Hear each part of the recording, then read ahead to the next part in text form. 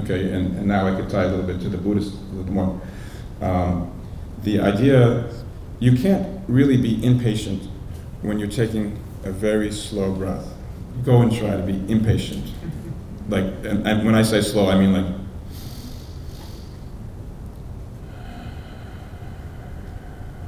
about like that. Go ahead and try to be impatient when you're breathing that slowly. What concerns me is, from a religious perspective, is that sometimes we tend to, like you said, we associate an action that somebody does that we see. We say, you're going to hell, you're going to. I reserve that judgment for the one who knows best about these people. Because even going through the tradition of the Prophet Muhammad, sallallahu alaihi wasallam, peace be upon him, he talks about how there was one time he's sitting in a mosque and he said, the person who's going to come through that door is from the people of paradise. And here comes this old man, he just came in, sat down, just performed the prayers and then left. So one of the companions of the Prophet, he wanted to know, why is that person from the people of paradise? So he followed him. He didn't see that this guy was doing anything spectacular, anything special. He just does the bare minimum, what is required of him, and that's it. So finally he went to him and said, what is it that you do? The Prophet said about you that you are from the people of paradise. And he said, I don't do anything special. The only thing I do is before I sleep, I just forgive everyone. And we can go down the list saying, you're going to hell, you're going not to hell, because maybe that act is politically motivated so we can make excuses. We don't. I'm going to reserve that judgment to the Creator, who knows what goes on in somebody's mind to lose their humanity in that fashion and kill themselves and kill others. And I think it's a pleasure that affirms the self, overcomes uncertainty, apparently overcomes uncertainty. But bearing in mind the fallibility of your own judgments, I think is an important component of making the judgment. It seems to me that the mystics in all of these traditions have a sense of the unity of all and the rightness and the goodness somehow in the midst of it all. I'd love it if each of you could respond about your own mystical traditions, starting with Sufis.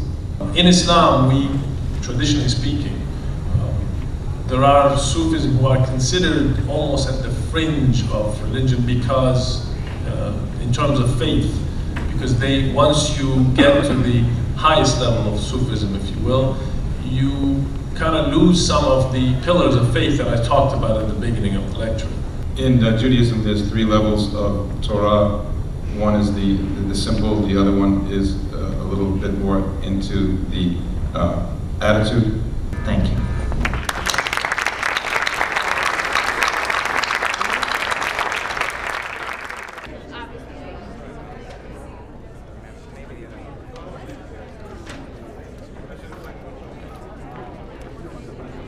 You'll see that all of the panelists here have something in common. We all play an important role in whatever business it is that we're a part of, that we work at. What we do is we talk about systems-oriented thinking. And we talk to business people about the idea that everything is a system. Your body is a system, your family is a system, your workplace is a system, your city is a system. I think just as a society, through our technology, through social media, through media in general, we're getting much better at identifying those kind of bad people and really kind of changing that and publicizing it. But I think, so that I think is promising, and at the same time, I think a lot of the businesses that have been most successful are the businesses that are most attuned to what people need, what's going to improve their lives and make a difference for them. There's no question about it. Our core competencies, what we do well in a business, is compassionate service. And we discuss it. Core value, compassion, core competency, compassionate service. Now that's very rudimentary, but every business, I believe, should have that. We should start from that. The more enlightened you are as an individual, the better that you can create that team and spread the compassion throughout your community and your team. And once you start from yourself, it flows through your team, it flows through the community. And what happens? Conferences like this. It's our community, our businesses downtown. We're proud to be a part of this, and it happens. I said, every ball that's on the other side, on the opposition side of the field, goes to him. He's going to score. And guess what? He scored 3 goals that game.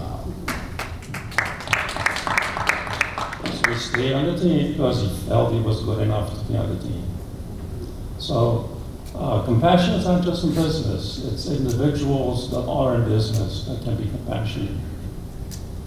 What we're trying to accomplish here in this conference and in all spiritual teachings is to build compassion within individuals, and then ultimately individuals like yourself become the corporate leaders that have the responsibility. We are compassionate because we love other people, and we love life, and we want to make life better for ourselves and others. So as much as possible, I would just encourage everybody to think about what they can do to put more love into the world, and that starts also finding ways to love yourself, maybe more than you're able to do now. So.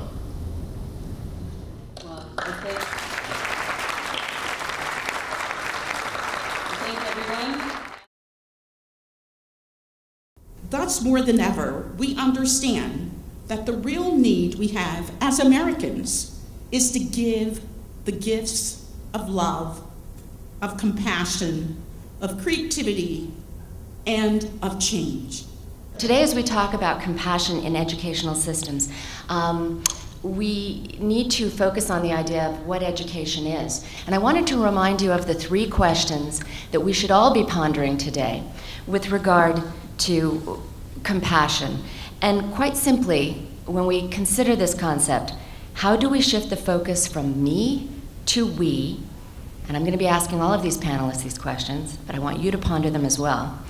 How can you turn a destructive event into something constructive? And how does compassion affect the dynamics of a community? And also, what is their individual philosophy about education? We shall start with Thomas. The science of clinical psychology has begun to incorporate the science of positive psychology. What if we took our time, our energy, our money, our hearts, our talent, our creativity, and put it into deeply understanding a full range of positive traits, characteristics, virtues, individual as well as institutional, including compassion, kindness, empathy, perspective taking, humor, gratitude, joy, and particularly important, I think, for us today, the mental states and the mental traits of forgiveness and love. It's really just merely refocusing the attention of the children every once in a while through the day back into what's positive, what's possible. If kids are learning to hate and bully, what neural pathways are they developing? They've done studies where kids are doing violent video games. They're releasing endorphins. They're becoming addicted to the adrenaline, the rush of killing. Education is supposed to be about learning, but it's become about teaching, which puts the focus on the teacher versus on the child. How do we stop telling children who they are and what they can accomplish and just open the playing field and say everything that you do is okay? It's about acceptance. He always kept on performing at that level, but on the basis of this test, overnight, he became a top student. Even though he had never been told he was an average student, he somehow internalized that, and because his belief changed, overnight he changed. So I understand why those bottom 10% in that Boston area school became the top 10%. Education, starting from a very young age, about awareness, and it is discipline, and it's making the choices that we are faced with every single day, all day long. We need to include this in our educational system, so it can't just be tests and memorization. We have to holistically educate our children and have it heartfelt. The outpouring of love in the face of this horrific tragedy was miraculous. Message of inspiration for the community and maybe even for the world of nurturing, healing love. And that is exactly what we saw from our neighbors and our community and from the entire world, was this incredible outpouring of love. If you teach people to love themselves, they can love one another. I'm delighted really to have this opportunity to really put together an outstanding panel for you. This is really an A-list of medical doctors who truly embody the concept of compassion and healing. If you want to be immortal, it's simple. Love somebody. Love is the only thing of permanence. You can focus on the darkness in your life, or you can realize what happens to charcoal when you put it under pressure. It becomes a diamond. Please, pay attention to your heart and your feelings. Criticism is also part of compassion, constructive, not you're a mess. I said, but why are you asking me what's wrong? She said, look at your face, it's all wrinkled and shriveled up. I said, yeah, I'm thinking and I'm worrying. She said, think and worry in the hallway and smile when you come in here. So she made me a better doctor. It's not compassionate to treat a disease. Compassion treats people. And the devil is giving me poison. Isn't that a wonderful, compassionate picture of the doctor giving you chemotherapy? The devil is giving me poison. When you don't have a compassionate view and an operation is you in a black box, again, go back to meditation. See yourself going to the hospital, having surgery, doing beautifully. And a week later, look what she draws. See? God is there, family's there, friends are there. It's a totally different picture. That was the part that got me upset about medicine, you know, how separated we were rather than understanding and knowing each other. Life is difficult, and my feeling is we need to be taught how to deal with difficulties. To suffer, to survive, is to find meaning in the suffering. And it's over and over again, the same lessons. To love is to suffer. To avoid suffering, one must not love. But then one suffers from not loving. So to love is to suffer, not to love is to suffer, and to suffer is to suffer. To be happy is to love. To be happy then is to suffer. But suffering makes one unhappy. Therefore, to be unhappy, one must love or love to suffer or suffer from too much happiness. Consciousness is non-local, and so is energy. So I think that when you focus on others, you do affect them, you know, through prayer. We have social networks today to make this a global effort. Sandy Hook could be the place where we sow the seeds of compassion and empathy and start a process of love in action. It has been said that love without action is meaningless, and action without love is irrelevant, but love in action can bring about miracles. We could achieve a compassion that's stable, the same throughout the day, vast, inclusive of everyone we meet, and on top of that, becomes more effortless. How do we know that everybody has compassion within them? Well, everyone whom you look at, every human being, you can find some shred of compassion, some seed is always there. Even sociopathic killers can befriend a bird in prison or something like that, but most people have much more than that. But even animals take care of their young, sacrifice themselves, do all kinds of amazing things to have compassion. So we know that there's a seed of compassion. And if it's naturally present, can it be expanded? We can divide compassion into two types: conceptual compassion and what we can call non-conceptual or spontaneous compassion. Conceptual compassion is the kind that we're already familiar with. That's what we're talking about in most instances when we talk about compassion. It's based on a specific person or event. It elicits a specific response, and it requires us to gear up in some way to do that, to have a conscious effort to be compassionate in that instant. And it, as I mentioned, the limitations are that it feels limited, it wears out over time, and then we have to do something to recharge it. And in that way, rechargeable battery is a pretty good model for our compassion right now. We sense that we have a certain amount of charge, and therefore we only turn it on when we need it. We don't walk around the streets and schools and hospitals with our compassion on because we know it'll just wear out, so like an on-off switch. And when it runs down, we're aware that it must be recharged. And right now, for most of us, the only method that we have for recharging it is to go on a holiday. Okay, we call it recharging our batteries. And American Express would like to help you charge that recharge. And depending on your predilections, you would either like to be that person or be with that person on the holiday. And if it's a successful holiday, if you really feel like you've recharged your batteries and you come back to work on Monday, you're good for a couple of hours. Non-conceptual compassion is something that's a little bit unique to Buddhist philosophy.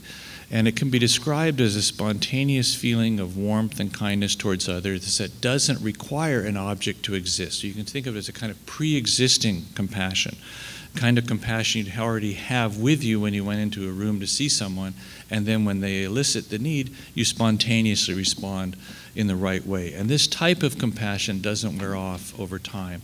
You can think of it like the sun. The sun shines all the time, it always has light and warmth, and doesn't have to turn here to shine on one person and then turn there to shine another. Whoever steps into the sun gets the same light and warmth. That's a nice metaphor for compassion. We need to think about the difference between the brain and the mind. The medical model, of course, is that the brain is a physical organ, that it secretes consciousness, and therefore, in that model, when consciousness ceases, when brain function ceases, the consciousness would cease. But I want to ask you personally, how many of you believe that some type of awareness will persist past the death of your body? Can you let me know? Look at that. Okay, and how many don't know? Okay, and how many are certain that it ceases when the brain ceases? Okay, so it's interesting. The mind exists separately in our bodies already. It's unlikely that it's just created at the moment of death in order to carry on. So that means that the mind might have some qualities that are available that are different than just what we see in the brain. In an absolute sense, compassion is the awakened nature of our own mind. They come together. There's no separation between what we call enlightenment and this profound compassion. And then it's not even limited by time or space. This great Lama died. This is his reincarnation, meeting His Holiness, the Dalai Lama, in his next incarnation. What was incarnated? His compassionate desire to benefit people. If we could advance the cultivation of love and compassion to the extent that we've developed technological improvements, the entire world community would benefit immeasurably. Thank you.